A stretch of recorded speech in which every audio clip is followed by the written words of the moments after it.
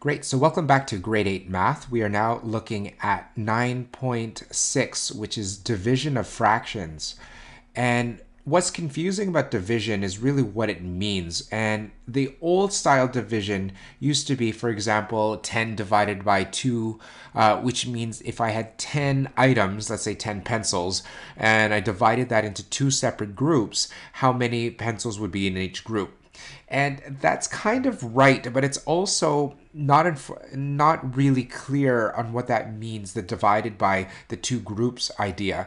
But really it should be, if I take 10 pencils and I want to group them by twos, how many groups will I have?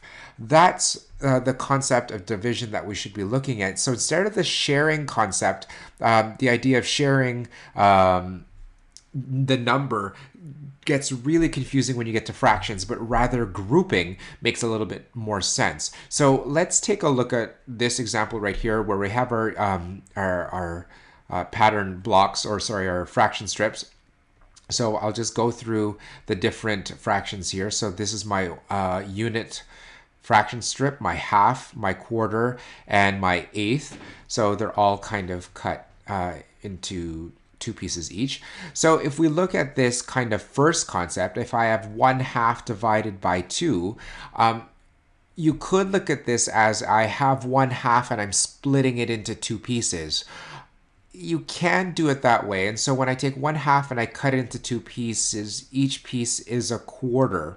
The problem is if I reverse this problem and I say 1/2 divided by 1/4, now this gets to be a little confusing because now I have 1/2 and I'm dividing it into quarter groups. What does that mean? And so you have to change your concept of what division means. So what this means is divided by, also you could think of it as this, how many of the divisors can go into that. So how many quarters go into a half? So if I have my quarters here, how many of these will fit exactly in 1/2? So luckily, I mean, it works out quite nicely in this case, that 2/4 equals 1/2. So let's look at the relationship of both of these.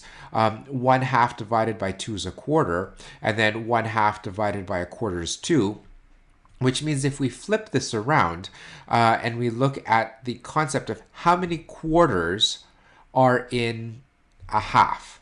Well, how many quarters are in a regular whole, which means in a regular whole amount, there'd be 4 pieces. And then half of those 4 pieces is 2. So I can look at it this way, that instead of dividing by quarters, I'm also just finding out how many pieces there are, because there are 4 pieces in a whole amount. So half of those 4 pieces would mean that there are 2 of these quarter pieces in this 1/2. So I can also look at this relationship where 1/2 times 4 is the same thing as 1/2 divided by a quarter. And this relationship is really interesting because the backwards or the inverted operation of a division is multiplication, what we looked at. But then let's look at these two numbers, this 1/4 and 4 in this relationship. This means for every one whole, there will be 4 pieces. So if I'm seeing how many of these fourth pieces are in something is the same thing as multiplying it by 4 to find the total number of pieces. So let's try this with larger numbers. So let's say if I had 10, how many of these quarters are in 10? Well, that's a little bit confusing. Rather than saying that, I can say, I know there are 4 quarters for every whole amount. So for 10 whole amounts, I'll just multiply that by 4 and I get the answer 40. So this relationship is the one we'll be looking at. So when we have a divide by a fraction, we can also just change it to the multiplication of its inverse. And this inverse, or the backwards version of this fraction, is what we call the reciprocal.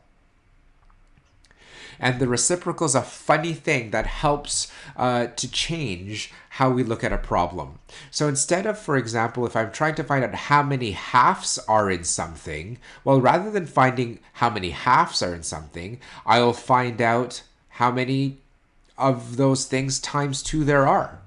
Because, for example, if I have 10 pizzas and I'm cutting them each into half, my question is how many halves will I have? Well, there's 2 halves for every whole pizza. That's why I'm multiplying it by 2. So the reciprocal of 1/4 is the same as multiplying it by 4. Or this reciprocal of 1/4 is 4. The reciprocal of, let's say, 8. Now, if I'm dividing something in 8, means I'm also multiplying it now by 1/8. So I'm turning its fraction upside down. Because the number 8 really is the same as 8 over 1. So I just flip that one upside down. Now, what if I get to a little bit more complicated ones? What if I'm dividing by 3 halves? That's an awkward one. It basically means how many 1.5s are in something.